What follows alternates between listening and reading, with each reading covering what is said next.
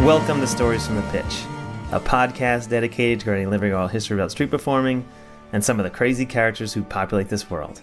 I'm Magic Brian, your host for this growing collection of interviews. It was a pleasure to have met the subject of this episode, Dino Lampa, when we did a gig together in Sharjah in January 2020, when things were normal. I had no idea who he was or his history and was excited to learn about him and the friends we had in common. I always feel like we're all 1 degree away from each other. Our community is small and I always feel like we know everyone, but no matter how long we're in the game, there's a performer that we meet for the first time, and within a few minutes of talking, you realize you have so many others in common. So the name Dino Lampa might not resonate now, but after you hear his story, I'm sure you know many of the folks he talks about. I love my conversation with Dino. He talks about walking on his hands at 10 with no training but only desire, building his own props, juggling clubs, a unicycle, and juggling with bocce balls, touring through Europe for the first time in 1984, being influenced by Cotton McAloon, being embraced by the performers in Amsterdam, and his duo show with Henry Camus, currently one half of the act Full House.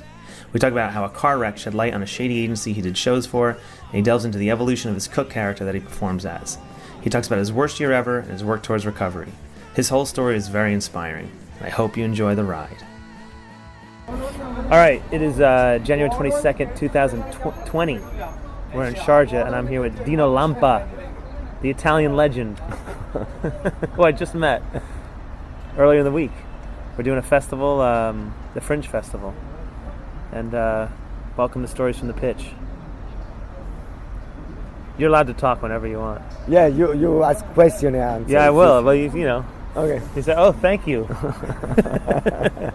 So Dino, I'm going to ask you questions I already talked to you about because we were chatting, getting to know each other. Yeah. But because for the sake of the interview, just to get your background, I know you said you started in physical education, right? So why don't you just take me quickly through how you started and then how you turned from what you did as a physical education into okay, I'll start then from the beginning. The beginning for me is this: when I was 9 or 10 years old, I learned to walk on my hands. I don't know why. I had this. In fact, I was making my mother crazy because I had this trip. In the morning, I was waking up and getting out of bed on my hands and going. Because I thought I had this idea that I want to train my body to work upside down. So the first thing in the morning, I would walk on my hand. Wow! Before going on my feet. It just came natural. Yeah, I don't know why. I remember barely, I was young. And then I did a lot of sports. I was a sprinter for many years, 100 meters, 200 meters. Then I did cross country, I did the speed skate, I did a little rugby. Of course, I play soccer because in Italy it's one of the only sports. So you did all these at the same time? Yeah, I was for many years. I was training 6 days a week. I was doing light athletic and 3 days in a week speed skate. Wow! So I had after the school, I had lunch at home. Then go to the field to do light athletic for a couple of hours, and then 3 days in a week I went to do after speed skating. Jeez. So this is all through high school? Yeah, I was I started. I was 13 when I started to do light athletic, and I did until I was 18 and 19. Then I went to do university. And then I stopped for 1 year. I stopped sport completely. I was studying. How to say? I don't know the word in English. Agrar, to be a tree doctor. Yeah. I did this 1 year, and then I decided it was not for me. I quit university. I went out of my family. I worked for 1.5 years on the building, doing plastering. That's what your family did? No, my father is mathematics teacher. Oh, okay. That's why they were very upset when I left university. Yeah. But then they convinced me to do something more that make more sense. I started the sports school.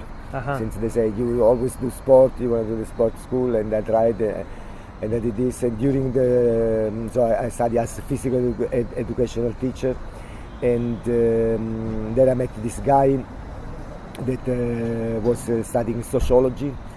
And he could juggle 3 balls. And so he saw me walking on hand.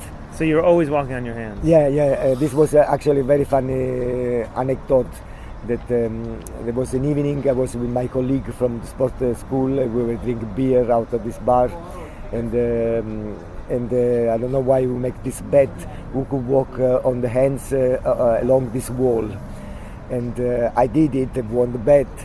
And after this guy came, Vito, he said very mysteriously, I saw what you did. I can juggle 3 balls. Together we can do big things. And this is the start of my career. How old were you? 20, yeah. 21. And you were already teaching? No, I was still studying. Okay. Yeah, I was a student because I did before the other. Then I was working. Right. Then I went back to school. Right. Then you met the sociology guy. And then and we started to do this project in the school for children as clowns with red nose, big shoes. And our project was like how to teach the children sport skills through the game, through the playing. Yeah. So it was the playing of the clown. So the kids were learning the slap and the roll and little stuff like this. And while doing this, we learned something. I learned to juggle a little bit, and then we built our first unicycle. This was like 1980, 81. So there was nothing. There was no YouTube. There was not juggling stores. There was nothing. We built our first clubs out of wood with a knife. Then, wow. Then we went to a circus, and the guy showed us how to build proper juggling clubs. The trick was you buy a broomstick, you divide in 3. You have 3 club stick. Then you take a plastic bottle, you cut the neck. You put this in the broomstick. You put a screw on the top, and on the other side to do the knob, you put like a sink stopper. Yeah, how do you close the sink? It's like a stopper. Yeah. So wait, they're not weighted then. There's no weight to them outside of this broomstick, right? Yeah. Do you put something in the bottle to make them heavy, or they're really light? No, we put some plastic on the bottom with to fix the screw. Yeah. Because some like the plastic, the rubber that you put under the shoes. We bought the shoemaker. Okay, yeah. And we cut around so we fit there, and very very funny. So we were very like pioneers of this. And then, so learning by doing, we learned a little bit to juggle. We built our first unicycle. There was you and this guy, the juggler, the sociology guy. Yeah. How'd you build your first unicycle? Yeah, actually, we didn't build by ourselves. There was this crazy mechanic because I was living in a little village near the Urbino, the city where I studied. I was a little bit out of town because it was cheap. This house. This apartment, very little apartment, and there was this crazy mechanic that he built for himself a little airplane with a piece of motorcycle and cars. And so we went to him. He would build a unicycle for us. Our first unicycle had like a 28-inch wheel. Yeah. Because we had no idea. But why couldn't you just buy a unicycle? Where? No. I don't know. Nowhere. No. I have no idea. There was nothing. Yeah. There was nothing, We asked the circus. Every time there was a little circus in the area, we went there to ask if the juggler could show us something. I remember we knew how to juggle 3 balls, but we didn't know how 4 works. Right. Because we thought it was a cascade, a cross cascade, and then some juggler from the circus show us how it really is. Wow. And unicycle, this were little circus, family circus, and they had this homemade unicycle. So we built, this guy built for us this unicycle with this 20-inch wheel and with rice bicycle saddle. That was very difficult because you sleep. And so the whole time you're doing all this stuff, you're making the juggling clubs, and you're going to seeing the juggler in the circus and asking, what is your thought? You and this guy, are you thinking like we're going to try to? Is this to teach the kids or just for yourselves? You thinking you're going to make a show? Yeah, it was all together because we were students, so it was something like a game, a hobby. But we were trying to make some money. We went to some schools, and then we were 1 week with the school, with the children. We make a little show with the children, with clown gags and stuff like this. Sometimes we worked for many weeks, every week, 2 times in a week or something like this. And then we start, I started to learn juggle. We built the first unicycle. We learned unicycling. My friend built steels by himself with wood. I helped him with screwing and stuff. We saw some pictures somewhere with this work. Tied them with tape. Yeah, it's real dedication. Just doing it all on your own. Yeah, and then slowly we made a little show.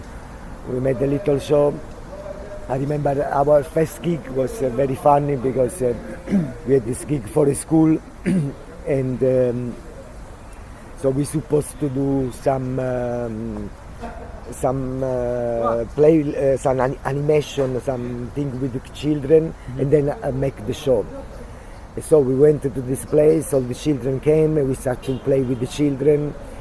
And we learned the column. I could go on the shoulder of my friend, and so we were playing with the children for 1 hour. And then the guy came from the school and said, "Okay, now it's time to start the show." And so we said, "Actually, we did everything we can do." This was that's it. Because at the time, apart from me walking on a hand or climbing on his shoulder, he juggling 3 balls, we couldn't do anything else. It was very funny. And then, but little by little, we did a little show ourselves. We sold this to some schools, and then we did our first experience. We decided to go on the street to do this show as clown. Where were you? In Urbino, in middle of Italy, and also this area of very historical. They do all this historical, like the town, maybe it's known Siena, il Palo di Siena, the old race. They do all in historical costume. Right. They do all reenactment. Exactly. That's the word.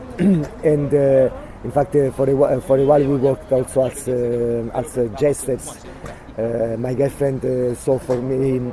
We bought 2 tights, one red and one blue, and we cut them, and my girlfriend saw them together, so we had the 2 tights with 2 different legs, and the hat with the points, and we work for this, for the towns here and there. So this one, you developed more material at this point? Yeah, we were developing, we even made then a very nice, so it was very funny show.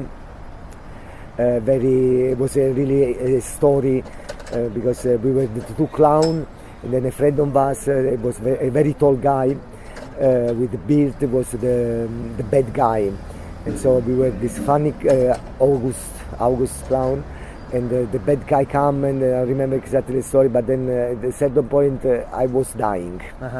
I was dead. And my friend he was doing masks with how do you call this, to make when you break a arm, cast, we cast masks. So the story was that I was dead. He was come to me crying, and while he was crying, he would put this cast on my face, and in the end he took out my face, the mask on my face. But then I came back to life, and I was jumping around. Wow! And was all the dramatic story. That was very fun. And we worked for a couple of years like this, trying this and trying that, different things. Are you still teaching at this point? No, I was still student. Still student. Nice. Yeah, because I started the sports school with 20, I finished with 24. This was 3 years. In these 3.5 years, we did develop different material. Yeah. But then my friend wanted to go into direction. He wanted to do with steels, like figure like statue. No statue, but all these strange stills. One was the air, one was the fire. Developing characters on the stilts. Yeah. But instead, I got a little into juggling. In very short, I became much better than him because I was practicing. I remember this. Our first juggling balls was the bocce. Bocce balls. There was this plastic one. Right? There was this plastic one that you used on the beach, and they were very hard and heavy, but that's where we learned.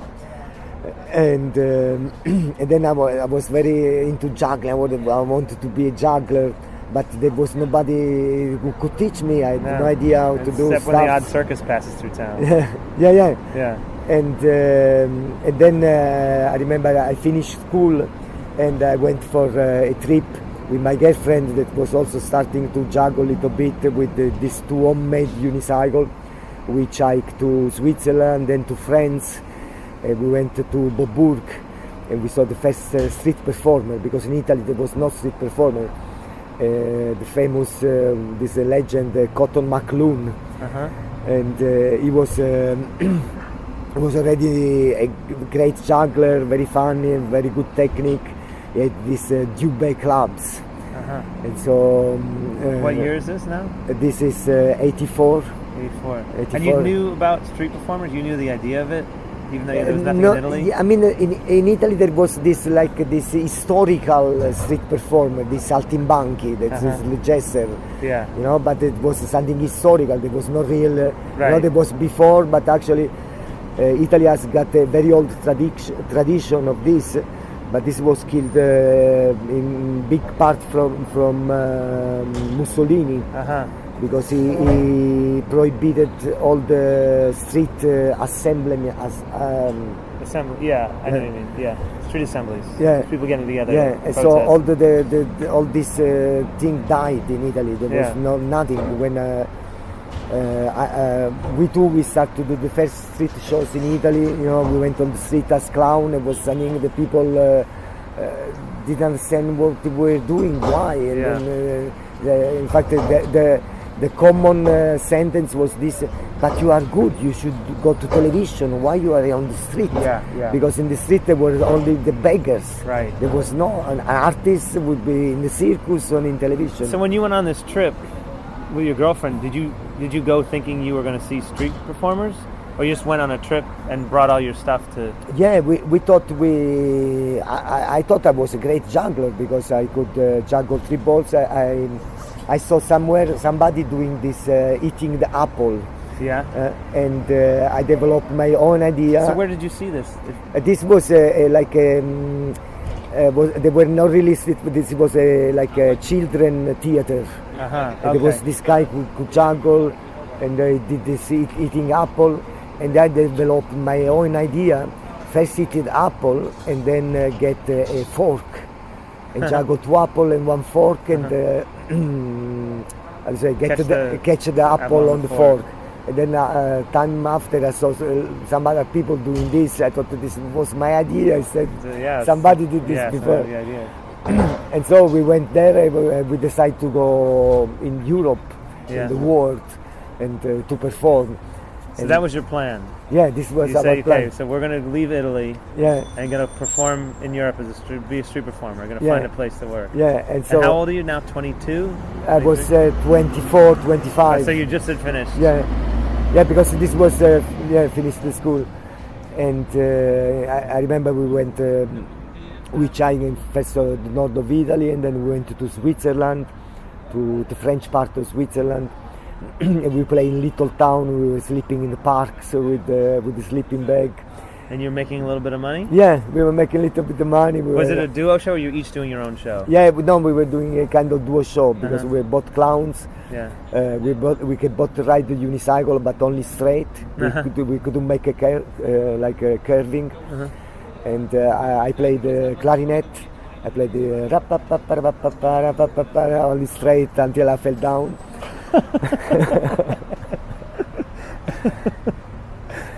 And we could do a little passing with our clubs, but just And then we did this all for weeks. We travel around. How did you know where to go? No, we didn't know. You just turned up in a city and we went hitchhiking. We wanted to go somewhere. We thought France, Spain. Yeah. So, but with the hitchhiking, and they say, where do you want to go? Where do you go? Okay, we come with you. And we went all through Lausanne, Geneva. And then some guy went to France, so we get this big lift to Paris. So you're just finding people to take you somewhere? Yeah. We didn't have just hitchhiking, kind of. Yeah, we didn't have really a plan. We just want to go somewhere. And did you encounter many street performers? No. No. This all part of the trip. First part of the trip, we never find any street performer. But who'd you say you saw in France? Yeah. Then this was in Paris. Okay. Paris. In Paris, we met Cotton McAloon. That was a juggler, a street juggler. He's half American, half French, so he could speak both language. It is a very funny show. We're still friends now after many years. And I remember we were there, amazing. We watched each of his show. And then I went back home practicing. So that's how you do a show. Yeah. And I went back home practicing 5 hours a day, juggling. So you got really inspired. Yeah, I got very inspired. In the beginning, I did the kind of, I was trying to do kind of a copy of Cotton. But then I realized, okay, I want to do something different. Yeah. I remember I ordered my first clubs from Dubai with a letter, because there was no email, no nothing. So I wrote this letter to email with my bad English. And something went wrong, so he sent them per ship. It took 3 months until I got it. In the meantime, you're juggling with broomsticks and bottles. Yeah. And then, and then I was practicing the old winter. And then this was the last winter of school, exactly. We went to before I was finished school. And then I finished school, and I was on this crossroad of my life, because I said, okay, now I can be a sport teacher, or I can be a clown, a juggler. Yeah. And so I decided, I made this bet with myself. I left, I finished school, it was, I remember, springtime, and I left hitchhiking in Europe. I said I will hitchhike the whole summer and make a street shows. If I can survive, then it means it's possible. Otherwise, if you don't, you have a degree, you can go to teaching. But I survived. I had a lot of fun. I went to France, back to France. Then I went to Spain. I was many months in Barcelona, then in Madrid. Then somehow we find from Madrid, because in Madrid then it was raining. Was it you and your girlfriend still? Yeah. And Madrid was very bad. This was the election, political election. So the police was very strict. Didn't let any street performer. They stopped us, and we find a guy gave us this trip. There was this bus going to Amsterdam, very cheap. So we bought this ticket. Went from. This is still 84, 85? This is 85, the year after. And we went to 86. But this early mid 80s. Yeah. And then we went to Amsterdam, and then there was all these performers with a big unicycle. So this is the first time you're running into street performers? Apart of Bombourg in Paris. Yeah. In Spain there were also street performers, but at the time they were all very, also not very good street performers. There were a lot of kind of beggars. They were trying to do something. Yeah. There were some kind of gypsy performers. There were not so much. You guys sort of had a show at this point. Yeah, we had something that was working. Yeah, we had a kind of show together. Yeah. My girlfriend learned Devil Stick. We did this little passing routine. I was doing my apple routine. And then somewhere I saw these cigar boxes. Somebody showed me a video. In a circus I saw the cigar boxes, so I built these cigar boxes by myself. It's crazy. I was doing a cigar boxes routine, and but then the big opening was in Amsterdam, because there were all these American performers and Dutch performers. I could hardly speak English, even worse than now. and it was very funny because I felt like, oh God, I'm in the big world. Do you remember who you saw there? Yeah. There was Lee Hayes, Michiel Esling from the Flying Dutchman. He was at the solo? time. He was performing solo? Yeah, he was performing solo. There was Stevie G, and Stevie G was performing with his partner. I forgot the name. I don't remember the name. I don't know. Strange name. Dale. I don't remember. And they were this, the three Dutch brothers, the brothers Van Wes, Mark, Jos, and Paul. They were doing this trio show, juggling the big balls, and all with this unicycle and fire and clubs. And I saw Flip the Clown. I think he's famous. I mean, many people know him. In Amsterdam, I spent the whole summer in Amsterdam because all the people living there, they loved us. Yeah. And the performers, they invite us to live in this occupied house with them. That's great. Yeah, so we spent the whole summer in Amsterdam. I was trying to, because my girlfriend was kind of becoming shy, so she said, you perform alone. So I was performing. She started a solo show. No, she didn't want to perform. She wanted to, because she said, when we perform, I feel in your shade. So I started to perform alone, to build this show by myself. And you're learning a lot from watching everybody. Was people, were they helpful, giving you advice? Yeah, they were, all the people, they were so, because we were so naive, the people loved us, they helped us, they give us a place to sleep, and they show us around how to do, but look, you should do like this. I was trying to learn English. I remember I bought a book to I was finding the word, and no, it was a beautiful time because there was no. I mean, it was crowded with street performance, but still, no one was. They were welcoming. They we were very welcome. And this was kind of my first big opening. I think we have to. Yeah, the last two chairs. So, yep. Okay. So we've had to move indoors because they took our chairs outside. So we're in my room, and you were talking about the being in Amsterdam and how helpful everyone was and how they fell in love with you guys and wanted to help you out. Yes, it was a very nice experience. And in fact, I spent the whole summer in Amsterdam doing street shows and try to make my new street show. And then I went back to Italy. Everyone was sad when you left.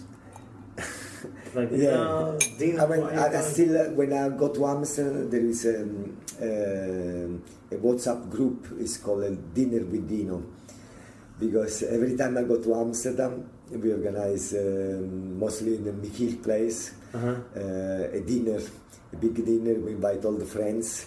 Wow. I cook Italian food. Oh, that's great. We have a big dinner, and I'm also in just.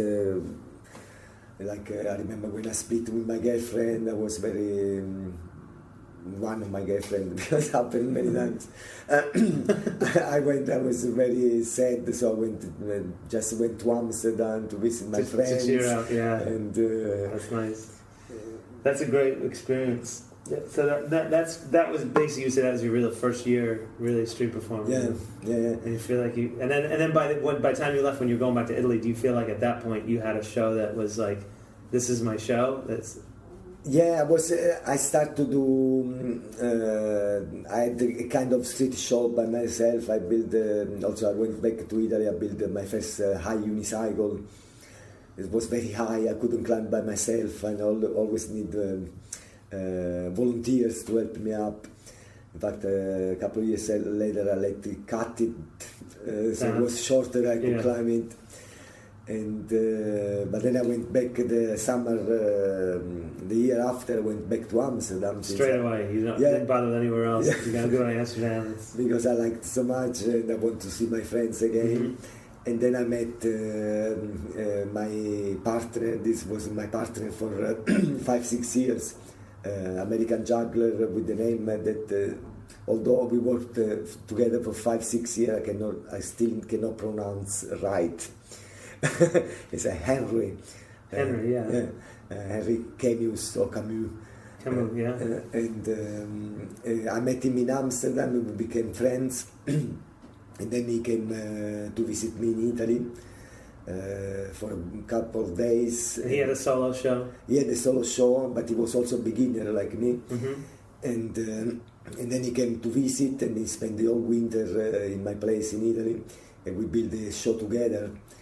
And we started to do street performing in Italy. This is Henry of now, Henry and Gabby. Yeah, exactly. Right. Yeah, full house.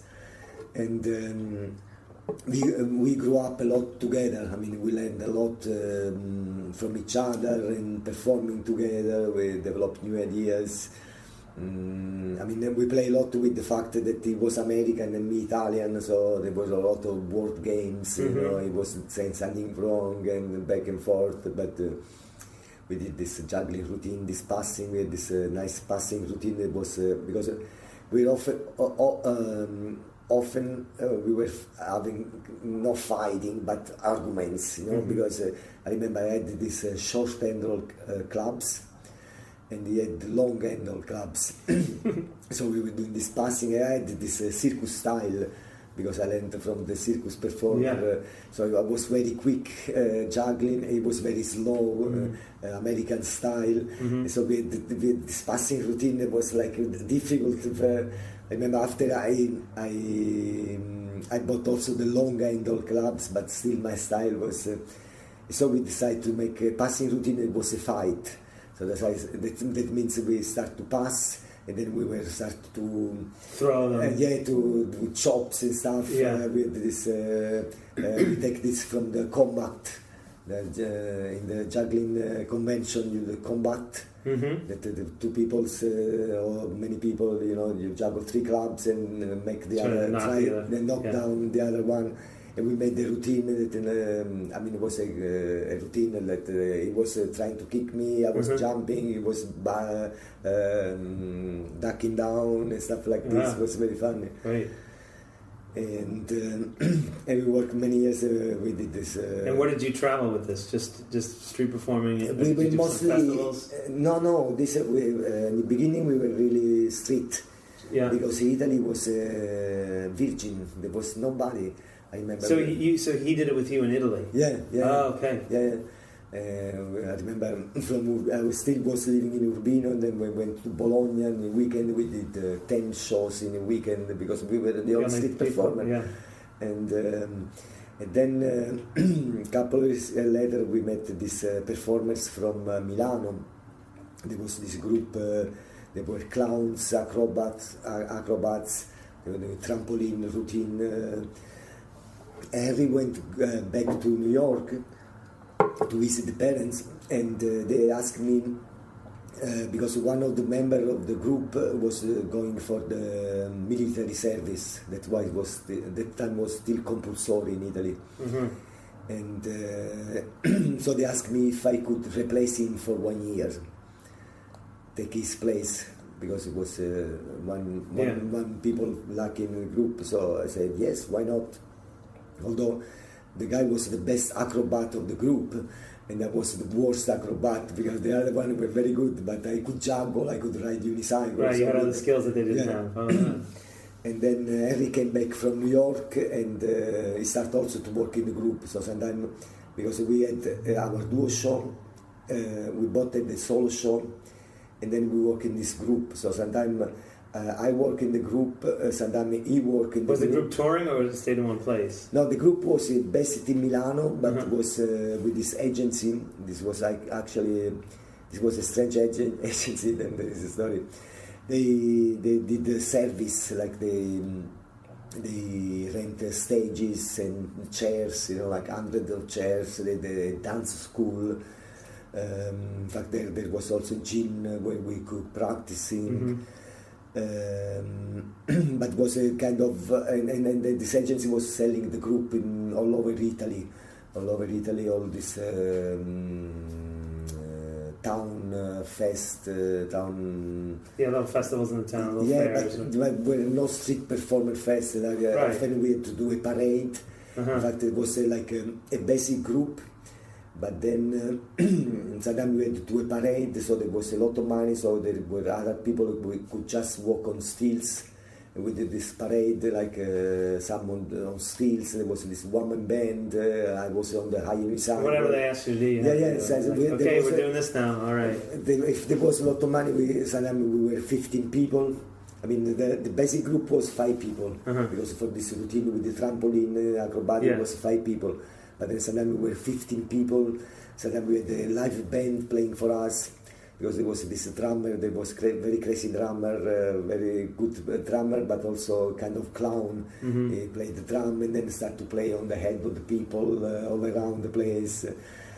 So it was very changing, every gig was different. There was a basic idea, then it was open, so sometimes where I was playing in the group, sometimes was Henry, sometimes we were both playing with the group, and stuff like this. And it was very like improvisation, a lot of.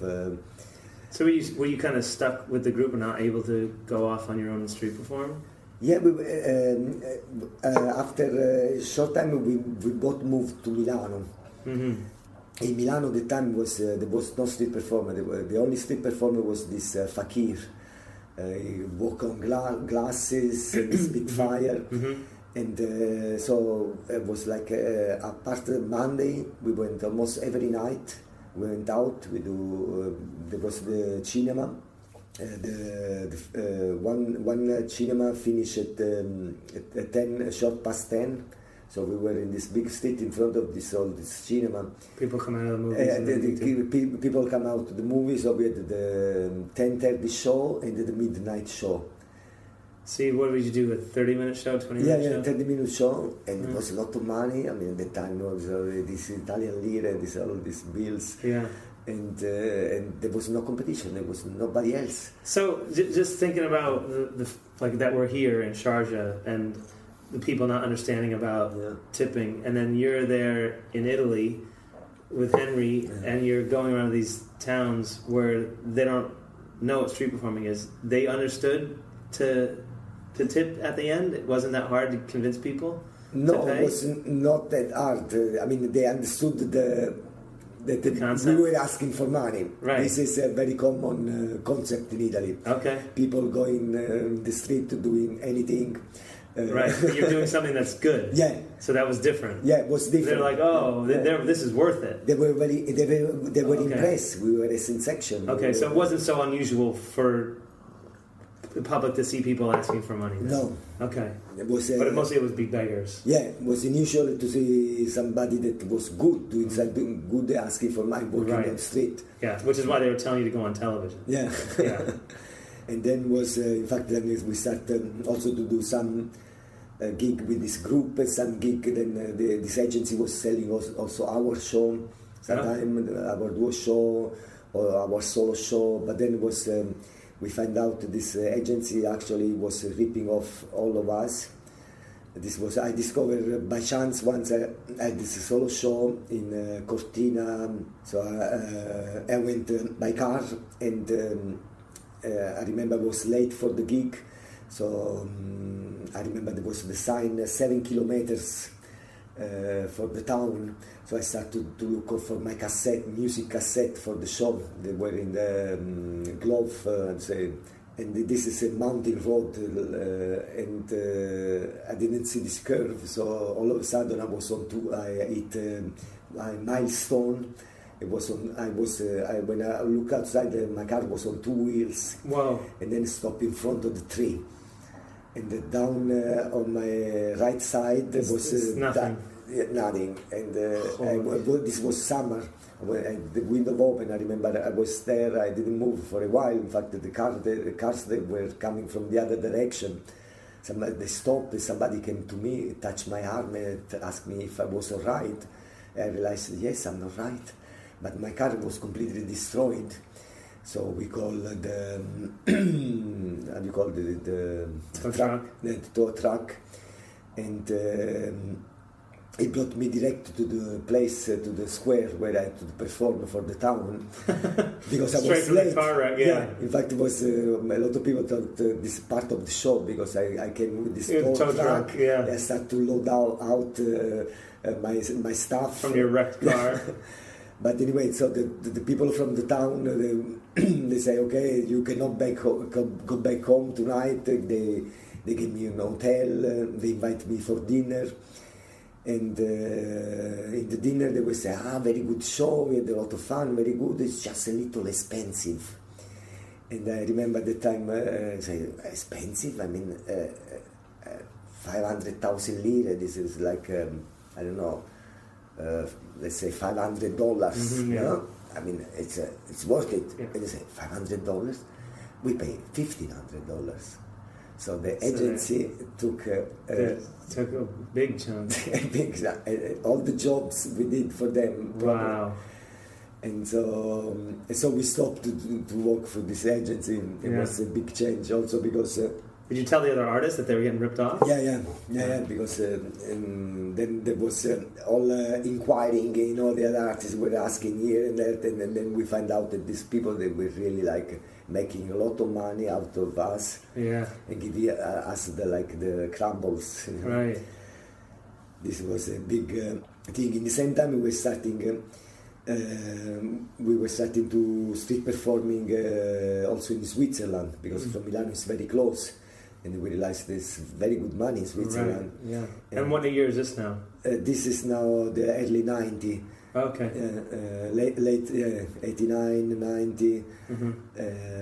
Because there was also this story that in the 90s, Henry went to New York, and there was in Milan. In Milan, there was always audition for. I remember I did like a couple of commercials. I did a commercial for. I was a bartender juggling with some fruit juice, bottles and stuff. And so he was away, and I got this audition. I went there, and they took me for a television show in the main Italian channel with the most famous television MC in Italy. You've never done any acting? Huh? You've never done any acting? No, but this was a very strange program. There were like 200 performers, all kind of musician, dancer, juggler. I was the only juggler. And I was there the whole winter. When Henry went back, I tried to convince them, look, this is what I do, but actually I work with my partner, it's much better, our show together, but they didn't want. And so I worked the whole winter with this television show. But then I realized that the television world is something very weird. At least in Italy, it's like for instance, cocaine. It's like the normal. Right. Everybody was under cocaine. Right. But really, like I remember we were doing the rehearsal, and then all of a sudden everybody was then nothing work, and then fighting, and then okay, make a break. And then we make a break. 20 minutes later, everybody come back. Everybody's very good mood and stuff. And then we were living all in the same hotel. Okay. You know?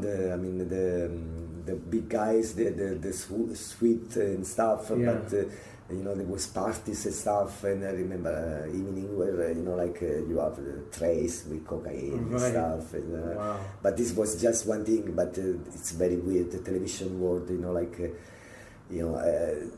there is all the artists, they become enemies, because who is the first in going in front of the camera, becoming famous. There were a lot of these artists. Too much competition. Yeah, above all, there was this feeling, there was a lot of these young guys, young girls, they couldn't do anything.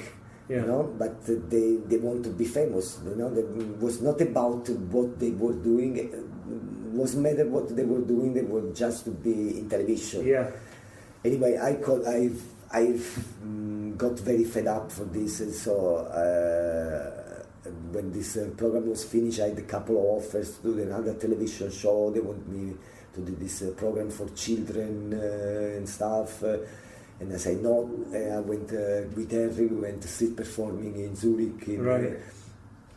In fact, I remember in Zurich once after the show, an Italian guy came and said, "But you are Lampadino," because this was my name. And I saw you in television.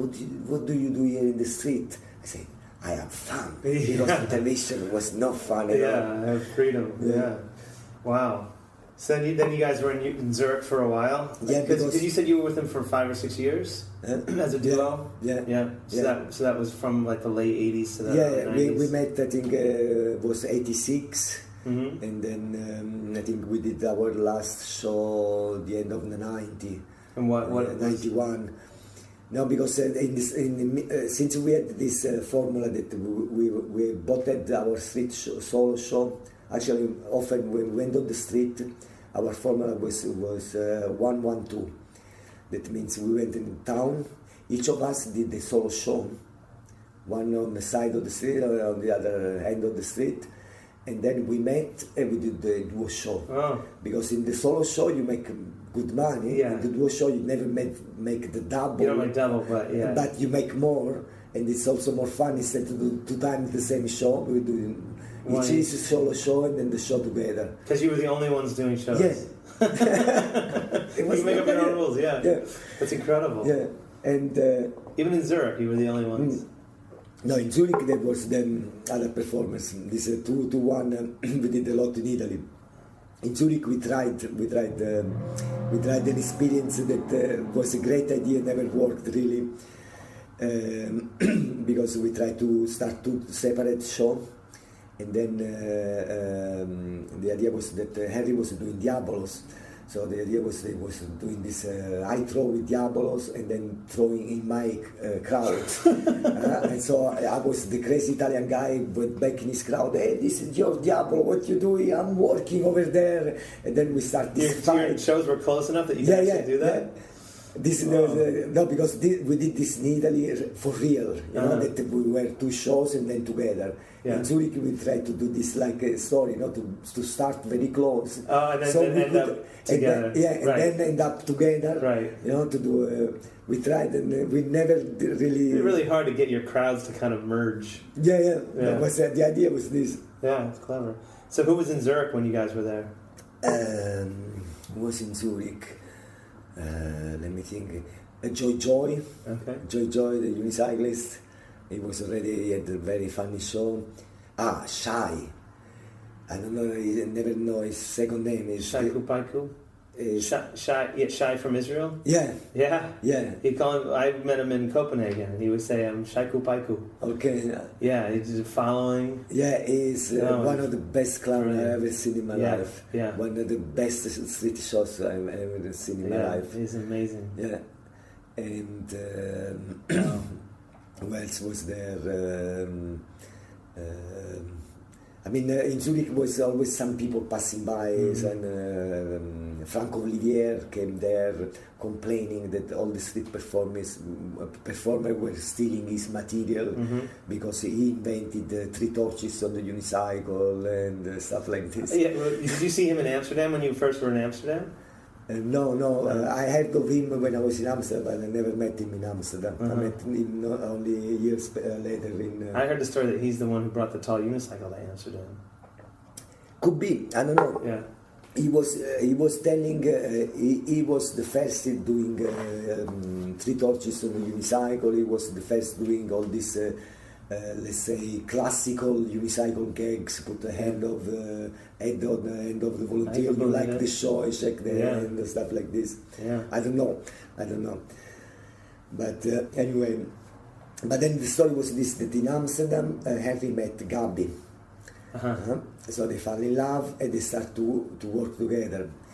Women try to work in trio, but they had, especially in the beginning of the career, they had very. They were fighting all the time. A lot of people say, "Hey, honey," and they were saying "fuck you" and stuff like this. I don't want to be in the middle. So I was in the middle of this, and I decided, no, this is impossible. So for a while we tried to keep, to sell our show, I Fratelli Zucchini, but then the show got stronger, and so. What was your show called? I Fratelli Zucchini. Fratelli Zucchini? Yeah, this was Henry's idea. That then I discovered years later there was already some zucchini brothers. Yeah. But in Israel.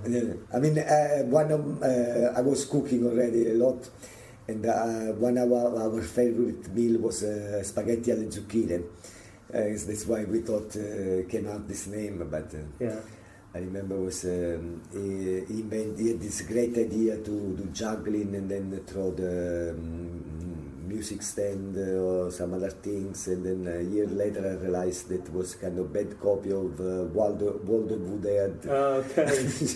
So Henry's just stealing stuff from you, but you had no idea. Yeah. But anyway, so this was the end of our work together. Right. And then you just continued on solo. Yeah, because in this time I met a German woman, because we had a gig in one of our last gig together was in Germany. We had this gig in Variety in a tent. But then there I met this German girl, and I was still living in Milano. But then for a while I was living in Milano, she in Germany, sometimes I visit her, sometimes she visit me, but then in the end I moved to Germany. And this is where you live now? Yeah. And I started to make this new solo show, because Henry was starting to work with Gabby more and more. And I remember I did this, I developed this in the street, mostly in Heidelberg, because I was living there. That time was still possible to busk in Heidelberg, now it's almost impossible. And I did this new show that it's like the root of what I do now, in a way. From these ideas, it's very different, but this was the starting of this idea. So what year is this now? 92, yeah. Okay. 92, when I moved to Germany. And then this was kind of, because when I moved to Germany I was still street performing in Germany a little bit, but then that was the moment in Germany there was so much work. I got like variety? No, not really variety, more corporate gigs. Oh, really? Yeah, there was so many. I remember for months, every weekend, Friday, Saturday, gigs, well-paid gigs. Wow. Corporate here and there and there and there and there. There was so much work. In fact, I didn't street performer since that time. I didn't do a street show anymore. I did some street festival, but I never had the need to go on the street. Yeah. Also because the street became slowly harder and harder, because this was short after the falling of the wall. So there were all the people from the east, from this block coming to Germany, and so there is so many musicians and all different things. And they're finally able to perform. In fact they change all the rules in a lot of towns. You cannot play, you can play but not use amplification, don't use fire, don't use thing. You can play from 4 to 6 in the weekend. Excuse me, I want to play. But you were having all those corporate gigs, so it didn't matter to you. Yeah, didn't matter. You didn't need to travel anywhere outside of Germany. You could just stay in Germany and work. I mean, I played a lot of this, and then I started the circuit of the international gig. I remember some festival, Holland, Glastonbury in England, and then from there, from some festival, I got contact. I went the first time to New Zealand, to Christchurch. Wow. And I remember the first time I went there because this friend of mine, John Hudson, this is originally from there, he was playing with his partners, and we met in a festival in Holland, the Oranje Boom Festival, the Lies organized at the time, by the way. And not the time, not yet maybe, but after. Anyway, and then he liked my show. He said, if you like, I could recommend you for Christchurch. What year did you do Christchurch? When? Was that still the 90s? Yeah, this was, I think, 94, 95 was one of the first Christchurch. Was very small. Yeah. Yeah, it was very, very tiny festival, very small. In fact, this is the great thing that the year after I got an email from Jody, the organizer. Would you like to come back to the festival? You know, and I went back. I've been there, I think, 4 or 5 times. Oh, really? Yeah. When was the last time you went? 2001. Okay. And because the Christchurch the time was became kind of fest, you know, like the festival thing was 10 days. Yeah. And during the festival, after each show, some people come and say, I organize next week a festival in Nelson or a festival in Auckland. Mm-hmm. So I went there for a couple of weeks, and then I stayed 2 months, 3 months. Was almost every winter. I've been for years. Was every winter spending at least 1.5. Up. I remember the last times I had to leave because my permit was expired. Yeah. But I could have stayed there a couple of months longer. Just for other festivals happening? Yeah. Because the people loved me, and I got even some corporate gig in New Zealand. Was completely different. There was so less so few performers. Yeah. And so was I started. I got contact to Japan. I went to Australia, Circus Festival in Australia and stuff like this. But then and so all this time you said you still, because you had all this other work, you weren't doing any. You're only doing street festivals. Yes, street festival. You didn't do any kind of street. No. Didn't go back to Amsterdam to just. I've been back to Amsterdam, but not to do shows. Right. Yeah. I tried actually a year later. That in some strange period, because this was for let's say all the 90 was like the golden era. Yeah. There was so much work, but then with the becoming of the Euro. Mm-hmm. And then the September 11 was all changing. There was less work, and everything went down. A couple of times I tried to go back. I remember I wanted to street perform, but I didn't want to do street perform in Germany, because I mean, if somebody sees me, you know, I get a gig, you know. Like, what's this guy doing on the street? So I remember I went one summer I went to Copenhagen, because I thought I'd never been to Copenhagen. Nobody knows me, so I got to Copenhagen, do a stroll in the street where the performers are, and everybody knew me. Was Rusty there? Was the I didn't know what you're doing. It was very funny. Yeah. This was my last. I think.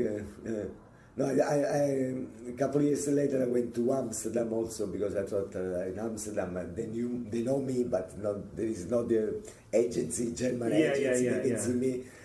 But it was very hard, because it was it was cold, it was not end of summer. But Michiel say, come on, you need money, I give you 200 euro, you give me when you have, but you don't need to go on the street, come on, forget about it. That's funny. So the show you were talking about earlier, you were saying about the show that you had started doing is a version of what you do now. Yeah. So what was, I mean, because I only saw, because we had that weird shows today on the Flag Island, so I only saw sort of a version of, I guess, your show. Yeah. And you're like a cook, you're an Italian cook making a meal, but you're using all kind of props, juggling balls and things, and the pizza dough spinning. So that was your concept from like 20 years ago? Or what? 20 years ago I started this club routine with different kind of music. The cook came because I was working these corporate gigs, and they want me before the show doing some walkabout. There's an animation in the audience. And in the time there was a lot of these waiters, crazy waiters. Yeah. Everybody was doing crazy waiters. It was these agencies, you know, they had like 15 crazy waiters. Yeah, like, where's my real waiter? I want food. This idiot. And so I wanted to do something, but I didn't want to be a waiter. So I said, but a cook, actually. Nobody does to cook. So I did the cook. I started with this cook. I remember, and then I find this cook character very, very funny because it's a little similar. There's in Italy commedia dell'arte. Yeah. It's known. There is it's like each region of Italy has got its own mask. And the Neapolitan mask, I come from Napoli, is Pulcinella. That is white. Has got big nose, but it's all white. It's like a little chaotic and stuff. I always been chaotic, and so I felt like with this cook dress, I was kind of Pulcinella. Was my root. In fact, from there, I started this cook, and then I say, okay, if I'm a cook, I could be a cook also on stage. And but if I'm cook, I don't want to juggle only clubs, okay. And then I thought my spinning ball could be a watermelon. I paint this with a permanent marker and try to develop. I got a plate routine where I juggle plates. So there's different stuff like this. I had the first spot. I even did a long time ago a routine with 3 pots, juggling 3 pots, juggling cooking spoon and stuff like this. So it was all a long process developing. And this is also what you would be doing on stage as well, or you did some same character on stage? Yeah. This was in the beginning was only for the animation, for the walkabout, and then on stage I did my show. So this was the start of this cook that I'm still doing since. So the show that you're doing here, this is a show you had now for a while. Yeah. The same show. Not really. Or just little versions of it. This is it's the street version of my stage show, like all this pot and stuff. This is very new. Yeah. My case. This is the first time I travel with this case. Oh yeah, you just built the case. I built this case where I can do one stand on it, and all my props are inside. This is my kitchen actually. Yeah. And so my show changes like. It's almost every 3 or 4 gigs I do something a little different. I'm not very constant with my but it's a continuous developing of the start. But the core of it is kind of the same. It's just the different things around it. Just, After you had that, whenever the September 11th and the Euro and stuff, and Michiel was just going to give you money to not street perform. How did you come out of that? Yeah, that's the point, that slowly all these corporate gigs, all this circuit was going down. Yeah. So I remember for years, Saddam, they were offering me some street festival. They said, you can come just for the hat. I said, why should I come for the hat if I can go on corporate gig and make a lot of money? So I refused those gigs. But then when the corporate gig disappeared, remember me? I went back and actually I have to say, the corporate gigs is easy, it's good money, but sometimes it's very boring. Yeah. Because you're there, you go 4 o'clock, you do sound check, then you wait until 10 o'clock, you do the show. Instead of a festival, it's less money, but you meet other performers, you have a party. So, like here. Yeah. And so, except without the party. Yeah. And so I start again all the street festival circuit. Seeing old friends you hadn't seen in a while. Yeah. And then I'm here in the big league. And then here you are in Sharjah. Yeah. So we're still talking like early 2000s that you started going back into the festivals, right? Yeah. And then that's what you've just been doing? Yeah, the story was this, that before with the corporate gigs, I was also doing all this international circuit, New Zealand, Australia, Japan. Yeah, because you said you did Christchurch a bunch of times. Yeah. But then there was the story that I got a daughter. Yes. My daughter was born, and also I split with the mother very early. She was 2 years old. I split from the mother, so I didn't want to go far away. Right. So I didn't try to get, I didn't want to go three months to New Zealand and come back and find another... Yeah, a different person. Yeah. How old is your daughter? Now it's 15. She's 15? Yeah. In fact, now I'm starting to travel again because she's big enough. But when she was 3, 4... you didn't want to stay in Germany, I wanted to stay near her. Yeah. So that's why I stopped a lot. In fact, I lost a lot of contact. Now I'm starting again. 2 years ago, I've been for the first time out of Europe. I've been to Fremantle Festival in Australia, and to Comedy Festival in Melbourne, in Korea. So you're picking up steam again. Yeah, although I mean this was my start again. I have to say, I don't know if it fits in this interview, but 2018 was for me kind of like a big hole. It's like because the year before I went to Fremantle, I went to Korea. I was like, I'm coming back, and then I was expecting for the year after. I had a lot of offer for this and that, and nothing happened. You know, so and at the same time, my girlfriend dropped me, and in Germany I had also some many job offers, and then nothing worked out. So I was in the cold Germany with no girlfriend, no jobs, no money, and I got very depressed.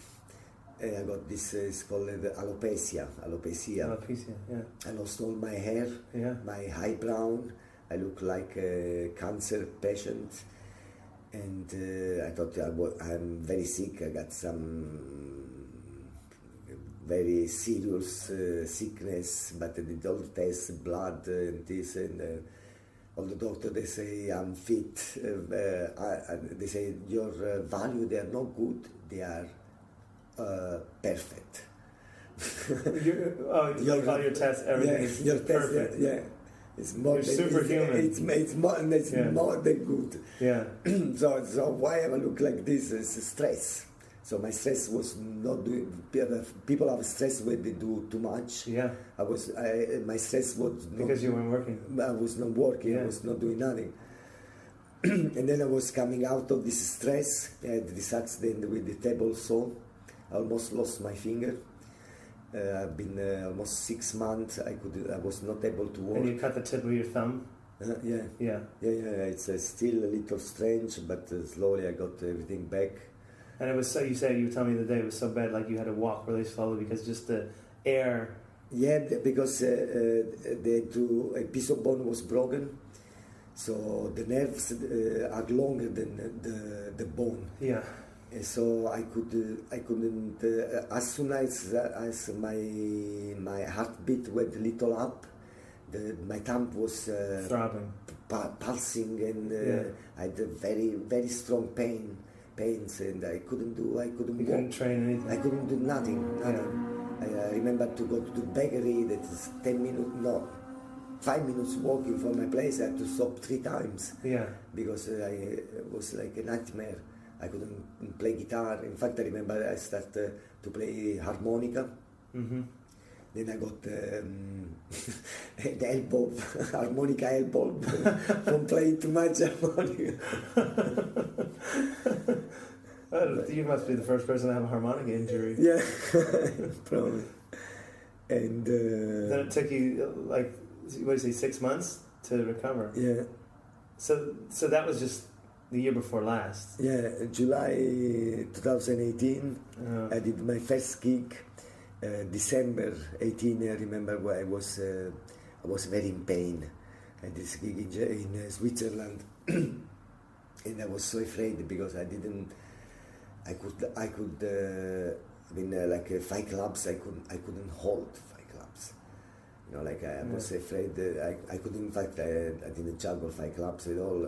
But with clubs, I was very, because I trained a little bit to try to get my routines back, and every time my clubs was a little wrong, my thumb, I was like. I could almost cry. I think if standing up at this stage, I will not be able to keep in going. Luckily, it didn't happen.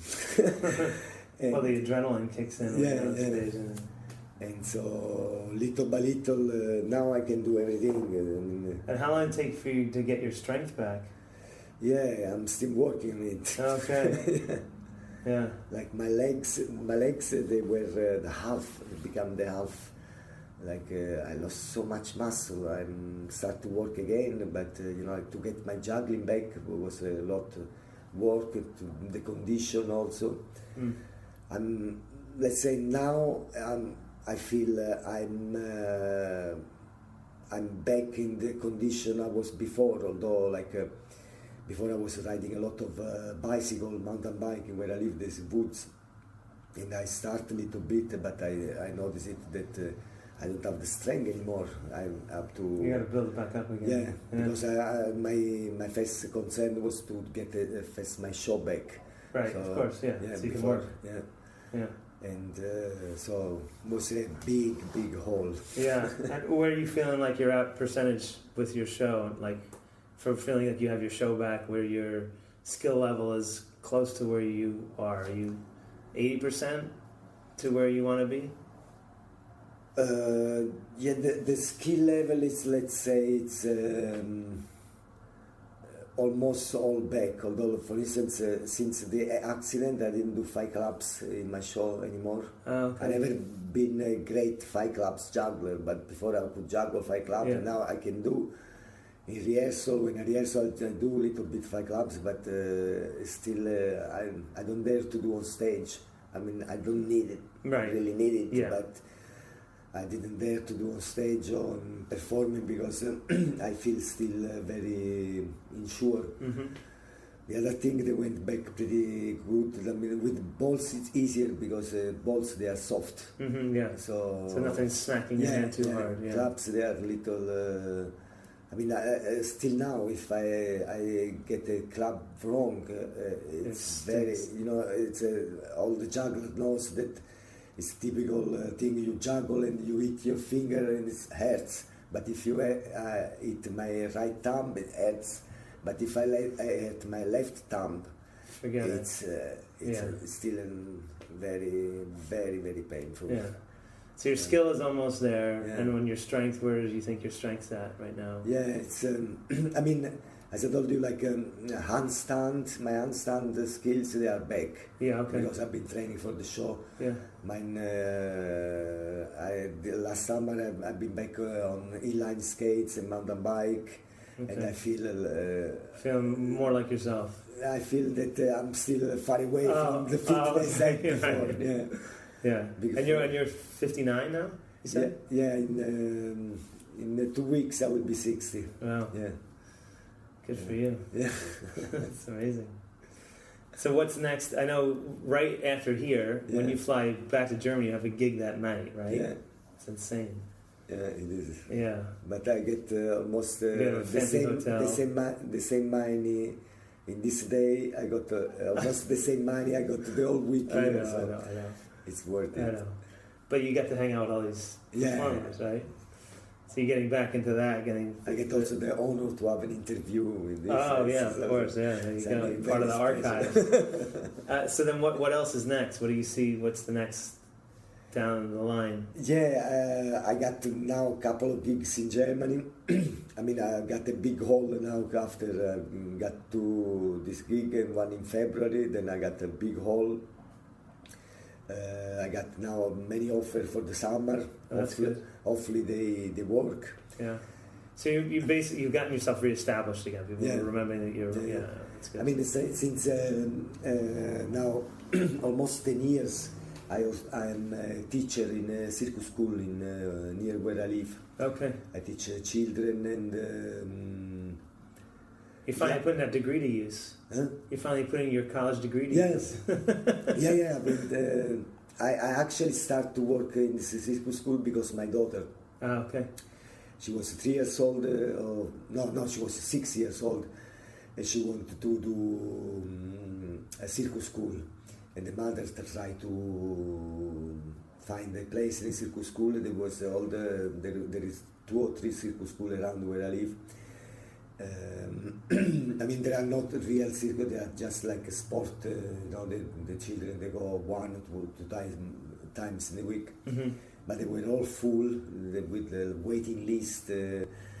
So I try, I'll try. I called one of them. I was talking with this guy. Say, look, but I'm a performer also, so I know maybe. And say, why you perform? What do you do? And say, I'm Dino Lampa. And he knew me he saw me many years ago in a juggling convention, I think in Rotterdam. I did a public show, and he was very impressed with my show. So he said, you should come, you live here, near here, you should come teach at the school. I said, look, but I have my daughter. So he said, okay, bring your daughter with you. So that's why I started to teach. Teach at the circus school. That's actually something very nice. I mean, I studied to be a teacher, so I know how to teach acrobatic, because this was also my specialty. And it's I really enjoy. It's a very funny thing, because I mean, the oldest teacher in the circus school could be my son, and mostly the other could be my grandsons and granddaughters. I'm really the grandfather of the circus school. But that's why the children, they love me, because I clown with them. The other one, they are more sport teachers, and I see the difference, you know. And also, I do this class for older people, like older means 20, 22, 18. And it's very funny, because every time some new people come and look at this old guy, they are very skeptical. And then when they see when I do handstand or juggle, they're very impressed. And then it's a good vibration. It's a good vibration for them, because I can really teach them something.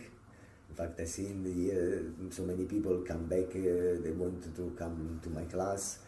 But it's also a good vibration for me, because I see how the people appreciate what I do. And that's great. And it's also a nice feeling to, with 60 almost, to be still, with